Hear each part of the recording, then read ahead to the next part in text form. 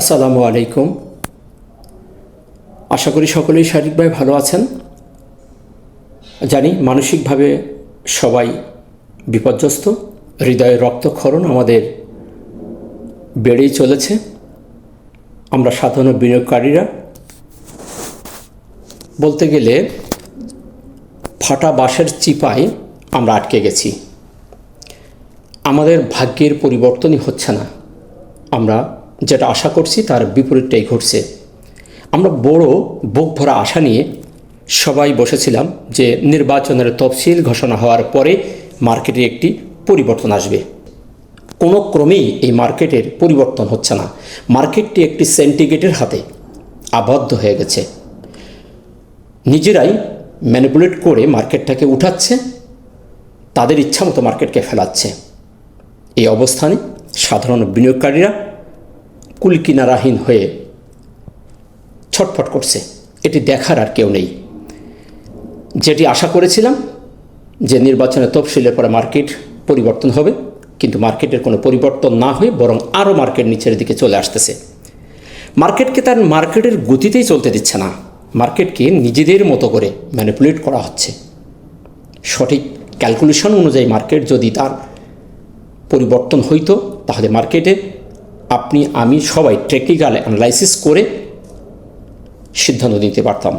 কিন্তু আমাদের সেই সিদ্ধান্ত বাস্তবায়িত হচ্ছে না। কিছু ষড়যন্ত্রকারীর, কিছু গোষ্ঠীর কারণে মার্কেট ক্রমান্বয়ে নিম্নগামী হয়ে যাচ্ছে। তাই এই অবস্থান থেকে আমাদের ধৈর্য ধারণ করতে হবে। সঠিক সময় সঠিক জায়গায় থেকে মার্কেট একটি ভালো ক্যান্ডেল, পুলব্যাকের ক্যান্ডেল হওয়ার পরে আমাদেরকে সিদ্ধান্ত দিতে হবে। আমি এর আগে একটি কথা বলেছিলাম, মার্কেট যে সময় এই জায়গা থেকেই গত 7-8 তারিখে মার্কেট এখান থেকে 8 তারিখে মার্কেট ঘুরে গেছিল, এই জায়গাটায় ঘোরাটাই কোনো ক্রমেই সন্তোষজনক ছিল না। মার্কেট যদি এখান থেকে আরও নেমে আসতো, মার্কেট যদি 4820-এ চলে আসতো, সে সময় মার্কেট এখানে ক্লোজ ছিল 4900। আরও যদি 100 বা 70-80 পয়েন্ট মার্কেট নেমে এসে মার্কেট যদি ঘুরে যেত, মার্কেট স্টেবল হতো। কিন্তু সেই জায়গায় মার্কেট না এসে একটি অনাকাঙ্ক্ষিত জায়গা থেকে মার্কেট বেশ 2-3 দিন মার্কেট পজিটিভ করে, 2 দিন পজিটিভ করে, থার্ড দিনে তারা আবার মেরে দিয়ে বেরিয়ে চলে গেছে। এটি একটি পরিকল্পিত ফাঁদ আমাদের পেতে ছিল। তো যাই হোক, এভাবেই আমাদের মার্কেটকে সঠিক জায়গায় যেতে দিচ্ছে না। প্রত্যেক দিনের যে পরিবর্তন, এই পরিবর্তনে এখনও পর্যন্ত নিশ্চিত হওয়া যাচ্ছে না যে মার্কেট কোথা থেকে পুলব্যাক করবে। এখন আমাদের ক্যালকুলেশন অনুযায়ী মার্কেট এখনও নিচে একটি বড় একটি এফভিজি রয়ে গেছে। এই জায়গার মধ্যে থেকে 4820 একটি ইম্পর্টেন্ট একটি সাপোর্ট জোন আছে। এই জায়গা থেকে যদি মার্কেট না ঘুরে, তাহলে আমাদের কপালে আরও বড় শনি আছে। তো যাই হোক, আমরা সেই জায়গাগুলো দেখব। আমি আজকে আপনাদের বেশি লেন্দি করব না, তাই চার্টে আপনাদের জায়গাগুলো ইন্ডিকেট করে রেখেছি এবং খুব সংক্ষিপ্তভাবে আলোচনাটা শেষ করব।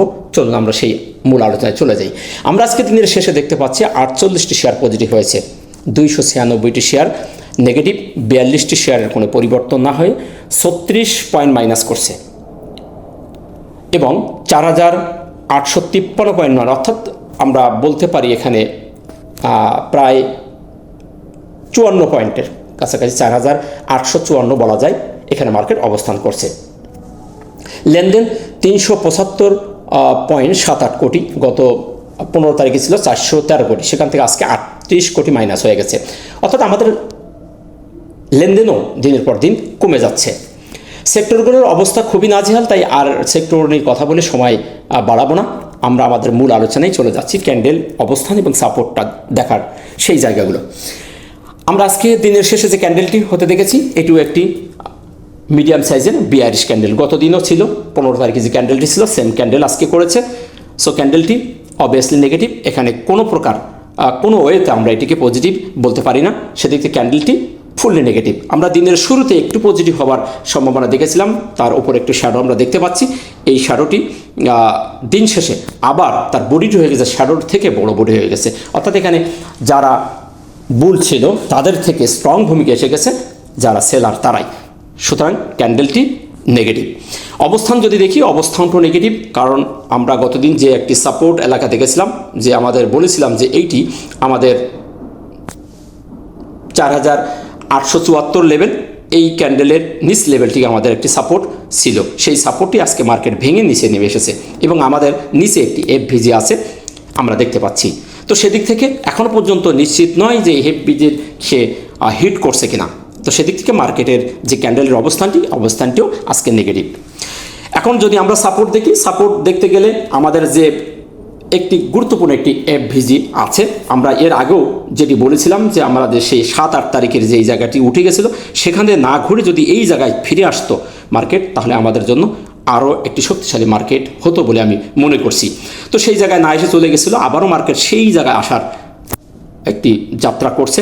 এখন আমাদের দেখার বিষয় যে এফভিজি 4847 প্লাস মাইনাস থেকে 4800, এই হলুদ ঘরটি যেটি আমি দেখিয়ে রেখেছি, এটি আমাদের এখন একটি এফভিজি সাপোর্ট জোন।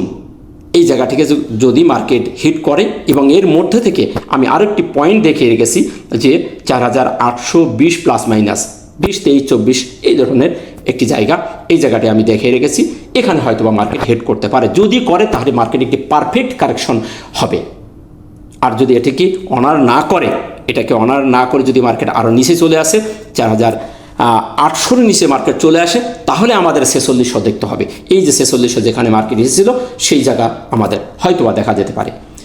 তো আমরা চাই না মার্কেট 46 আবার যাক, আমাদের এই ঘরের ভিতর থেকে মার্কেট ঘুরে যাক, এটা আমরা সবাই প্রত্যাশা করি। মার্কেট হয়তো এখান থেকে আমাদের সাইডওয়াইজ হয়ে উঠে যেতে পারে। এখন কথা হলো, তাহলে মার্কেট এখান থেকে কি আগামীকাল বৃহস্পতিবার মার্কেট ঘুরবে, মার্কেট কি পজিটিভ হবে কিনা? এখন মার্কেট কিন্তু নিম্নগামী, মার্কেটের প্রত্যেকটি জায়গায় আমরা দেখতে পাচ্ছি মার্কেট সেলার স্ট্রং। এখন কথা হলো আগামীকাল বৃহস্পতিবার আমরা এখানে আরেকটি বিষয় দেখতে পাচ্ছি, 3 ব্ল্যাক ক্রস, অর্থাৎ 3টি লাল ক্যান্ডেল। আমরা এর আগে দেখেছি 3টি লাল ক্যান্ডেলের পরে একটি পজিটিভ ক্যান্ডেল হয়, একটি মলম লাগায় মার্কেট, আমাদের সান্ত্বনার বাণী শোনায়। এ ধরনের আপনারা যদি একটু পিছনে যেয়ে দেখেন তাহলে আপনারা দেখতে পারবেন। আমরা যদি দেখি এই জায়গাটি, এখানে যদি 3, 4, 5, 3, 4, 7 এই জায়গায় 3টি ক্যান্ডেলের পরে 2 দিন সবুজ হয়েছে। আবার এখানে আমরা লাস্টে যে 3 দিন দেখতে পাচ্ছি, এইখানে আগামীকাল হয়তো বা একটু মলম লাগাতে পারে, আবার নাও লাগাতেও পারে। যদি লাগায় তাহলে সেটা হবে আমাদের সান্ত্বনামূলক। যদি আমাদের সেই পজিটিভটা স্টে করে, রবিবারে আবার যদি নেগেটিভ হয়ে যায়, তাহলে আমরা বুঝবো যে এটি আমাদের একটি ফাঁদ ছিল, এটি আমাদের জাস্ট একটি সান্ত্বনামূলক ছিল। তো এ ধরনের আমরা 3টি ক্যান্ডেলের পরে বেশ পিছন দিকে যদি দেখি, তাহলে আমরা বেশ জায়গায় দেখতে পাবো, ম্যাক্সিমাম জায়গায় এরকম 3 দিন নেগেটিভ হওয়ার পরে একদিন পজিটিভ হয়। আমরা সপ্তাহের শেষে পড়ে গেছে সেই দিনটি। এখন বৃহস্পতিবারে যদি পজিটিভ হয়, তো রবিবারে আমরা সবাই জানি যে আবার নেগেটিভের প্রভাবটা বেশি থাকে, হতে পারে আবার রবিবারে নেগেটিভ হয়ে যাবে।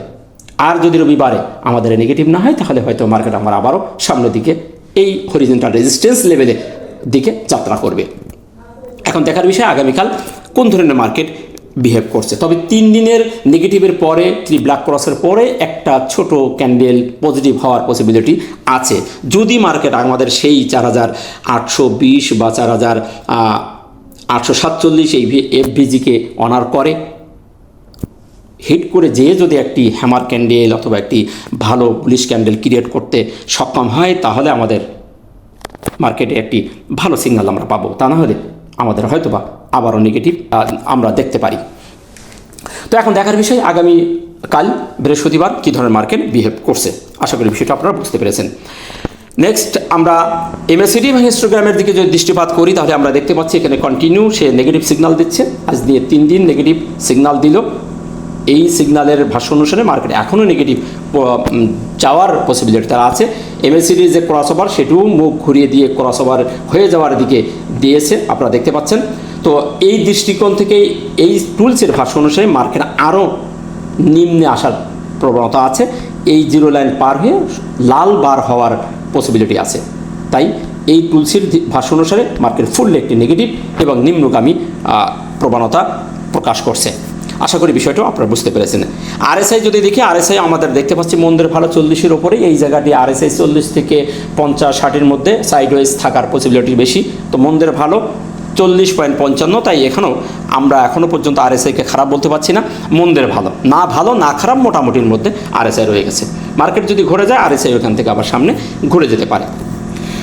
তো এই ছিল মার্কেট নিয়ে আপনাদের আপডেট দেওয়া। আশা করি আপনারা বুঝতে পেরেছেন। তাই নিরাশ না হয়ে ধৈর্য ধারণ করুন। পরিকল্পনা করুন, তাড়াহুড়ো না করে সঠিক জায়গাকে জাস্টিস করুন।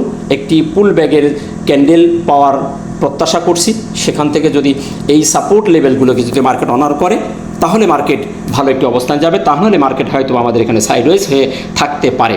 এই এফভিজির ওপরে যতক্ষণ আছে ততক্ষণ মার্কেট আমাদের একটি সাইডওয়েজ হয়ে থাকার পসিবিলিটি আছে। আর এই লেভেলটি যদি ভেঙে যায়, 4800 যদি মার্কেট ভেঙে যায় তাহলে আমাদের নিচেই 46-এ যাওয়ার সম্ভাবনা আছে। এখন দেখার বিষয় আমাদের মার্কেট এই অবস্থান থেকে কোন ধরনের বিহেভ করছে। তাই নিরাশ না হয়ে ধৈর্য ধারণ করুন, সঠিক পরিকল্পনা করে ইনভেস্ট করুন। ভালো থাকবেন, দেখা হচ্ছে নতুন কোনো ভিডিওতে। আসসালামু আলাইকুম ওয়া রাহমাতুল্লাহ।